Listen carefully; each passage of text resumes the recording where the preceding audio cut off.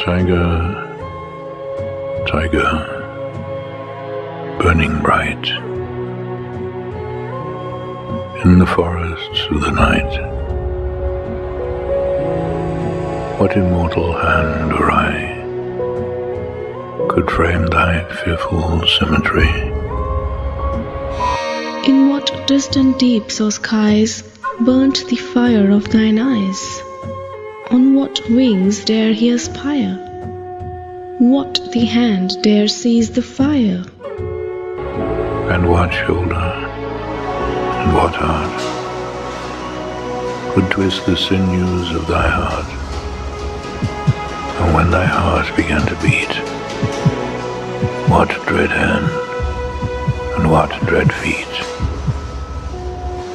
What the hammer, what the chain?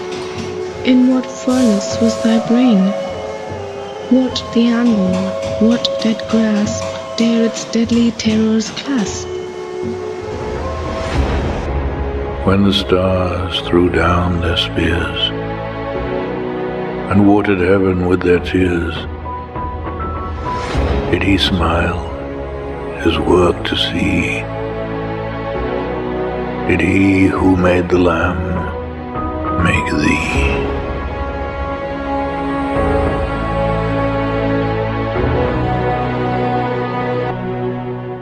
Tyger, Tyger, burning bright in the forests of the night. What immortal hand or eye could frame thy fearful symmetry?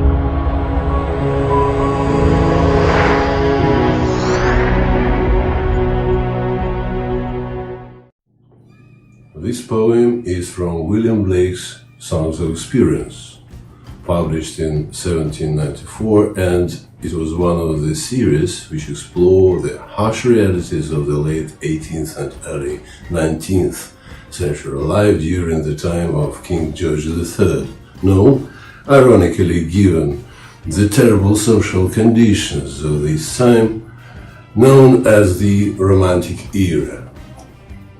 Each poem in the Songs of Experience category is matched by an idealistic portrayal in Songs of Innocence.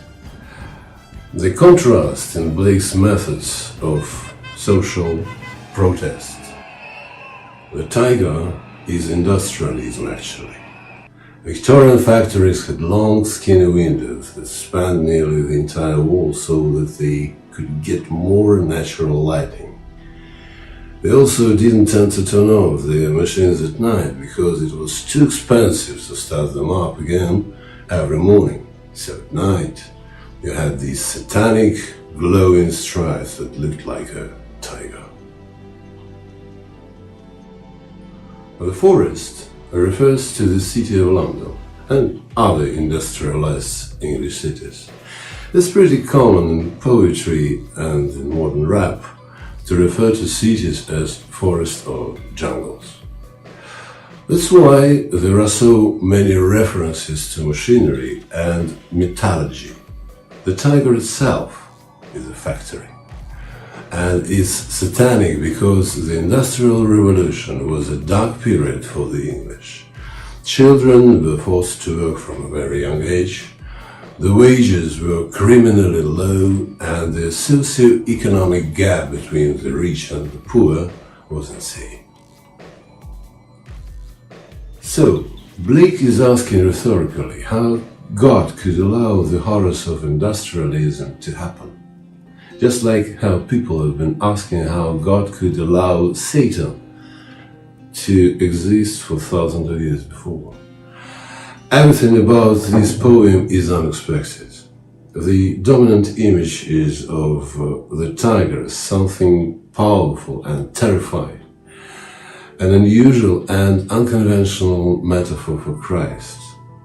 The speaker refers to the tiger in the second person singular as Thai. There are several semantic fields, starting with light in burning, fire, bright and stars. Fear is covered by terrors, dread, dreadful, fearful, deadly, The language of weapon making appears in furnace, hammer and anvil. The effect is powerful and memorable. The Tyger is the sister poem to the Lamb from Songs of Innocence, a reflection of similar ideas from a different perspective, Blake's concept of contraries, with the Lamb bringing attention to innocence. In the Tyger, there is a duality between aesthetic beauty and primal ferocity, and Blake suggests that in order to see the one hand that created the lamb, you also need to see the other, the hand that created the tiger. Did he who made the lamb make thee? So, the Songs of Experience were written as a contrary to the Songs of Innocence, a central tenet in Blake's philosophy and central theme in his work.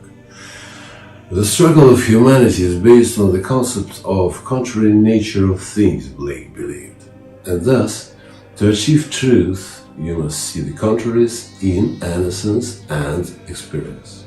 Experience, he argues, is not the face of evil, but rather another facet of that which created us.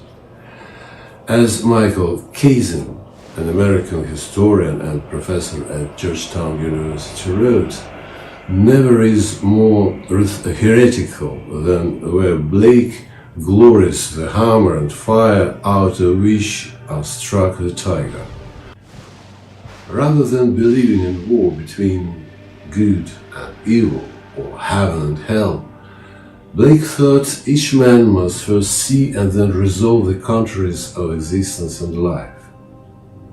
In the Tyger, he presents a poem of triumphant human awareness and a hymn to pure being, according to the critic.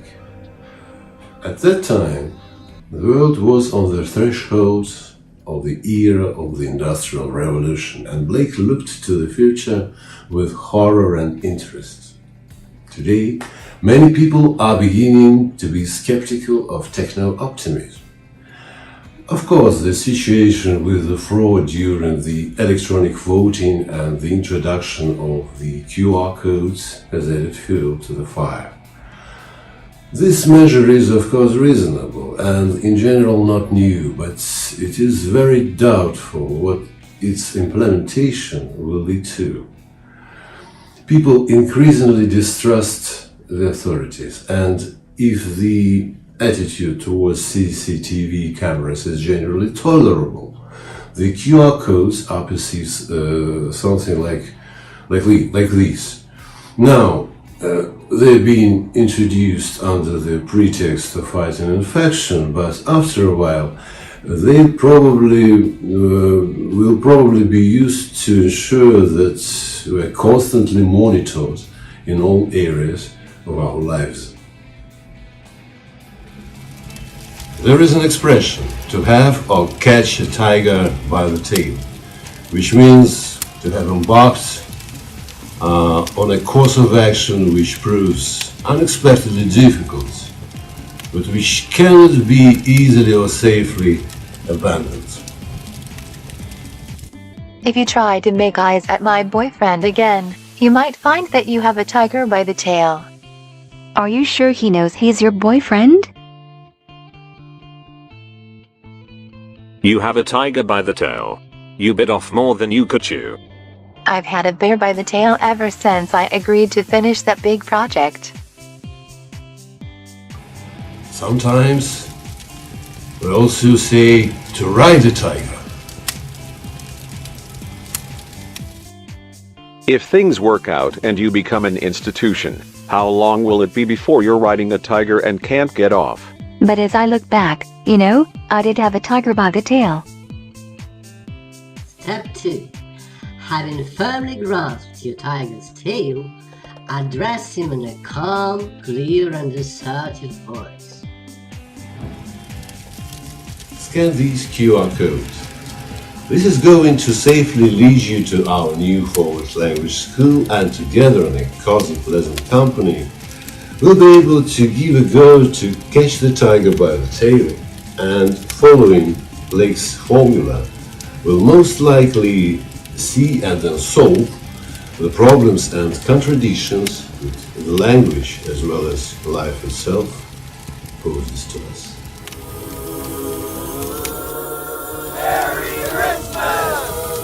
Ho, ho, ho!